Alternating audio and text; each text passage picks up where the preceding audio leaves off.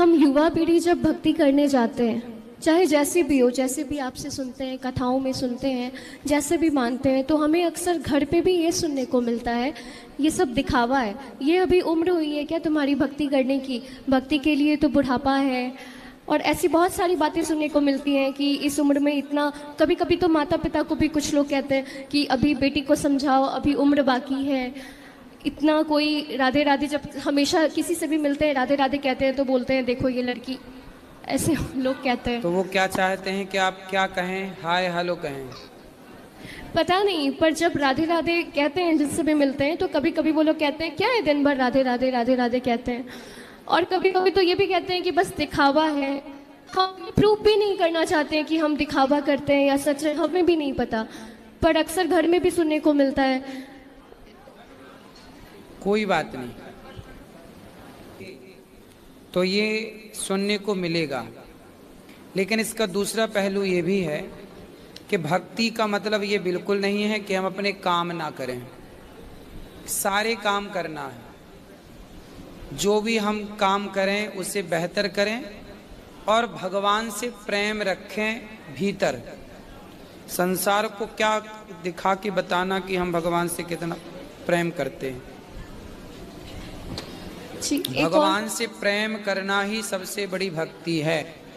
नाम जपना अच्छी बात है, पर उस नाम को, जिस नाम को जपते हैं उस नाम से हम प्रेम करें, ठीक है, और काम अपने पूरे करें। किसी को ये कहने का मौका ना मिले कि देखो ये तो पूजा में बैठी है, इसका ये काम था, ये नहीं करती। आजकल क्या होता है, कुछ महिलाएं, पत्नियां ज़्यादा भक्ति करने लग जाती हैं, अपने पति को समय नहीं देती, तो उसका पति देख देख के परेशान हो जाता कि भाई मुझे मेरी पत्नी की ज़रूरत है, वो तो समय दे नहीं रही है, वो बात नहीं कर रही है, वो देखना नहीं चाहती, वो भगवान भगवान भगवान।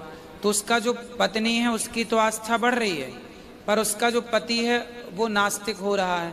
उसको लगता है कि भगवान के कारण मेरी पत्नी ऐसी हो रही है, या फलाने साधु के कारण मेरी पत्नी ऐसी हो रही है, फलाने महाराज जी के कारण मेरी पत्नी ऐसी हो रही है। जबकि कोई भी साधु संत ये नहीं कहता कि आप काम छोड़ दो। अर्जुन तो कह ही रहे थे कि मैं साधु बन जाता हूँ, आपका नाम जपूंगा। भगवान ने कहा तू नरक जाएगा ऐसे में, तू क्षत्रिय है और तेरा धर्म है युद्ध करना, तो पहले युद्ध कर और अपने युद्ध करके अपने कर्म को कर, कर्मण्येवाधिकारस्ते। तो आप जहाँ हो ना बेटा, जैसे ये दास अनिरुद्ध है, हमारी भक्ति क्या है, वृद्ध माओं की सेवा, दीन दुखियों की सेवा जो हमसे बन पड़ती है, सबको भोजन मिल रहा है, बच्चे पढ़ रहे हैं, ये हमारी जिम्मेदारी ही हमारी भक्ति है। अब मैं ये सब कुछ छोड़ दूं, यदि मैं वृद्ध माओं की सेवा छोड़ दूं, यदि मैं यहाँ अन्य क्षेत्र की सेवा छोड़ दूं, तो फिर मैं माला जप के किसे प्रसन्न करूँगा? जिसे माला जप कर प्रसन्न करता हूँ वो माला से कभी प्रसन्न ना होगा, वो सेवा से ही प्रसन्न होगा। इसलिए सेवा ही बेटा, काम करना ही, भगवान से जुड़े रहना, सत्य के राह पर चलना, दया का भाव रखना, यही भक्ति है।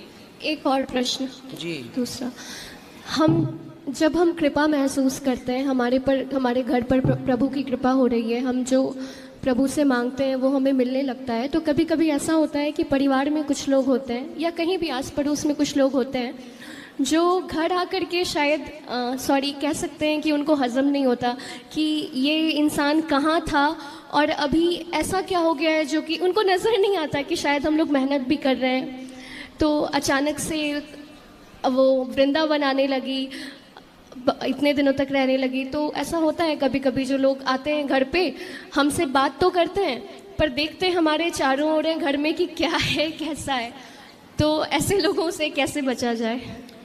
बस यही तरीका है कि आप कुछ रिप्लाई ना करिए। कुत्ते को देख करके आप उसे भौंकने दीजिए, आप मत बोलिए, उसको रिप्लाई मत करिए, वो भी कब तक भौंकेगा?